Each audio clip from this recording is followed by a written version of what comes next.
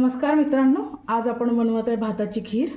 तर चला बघूया काय काय सामग्री लागते। सगळ्यात आधी मी इथे घेतलेलं आहे दूध, त्यानंतर मग इथे शिजवलेला भात, त्याला मी ग्राइंड करून घेतलेला आहे। त्यानंतर आपल्याला इथे लागणार आहे साखर, त्यानंतर मग मी घेतलेला आहे इलायची 4-5, चारोळी घेतलेली आहे, काजू, बदाम आणि खोबरं किस। चला आता आपण सुरुवात करूया।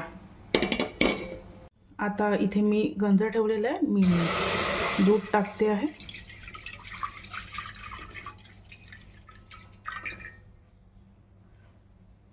इथे मी दूध टाकलेलं आहे गरम व्हायला। आता याला उकळी येऊ द्यायची आहे, मग आपण पुढची प्रोसेस करूया।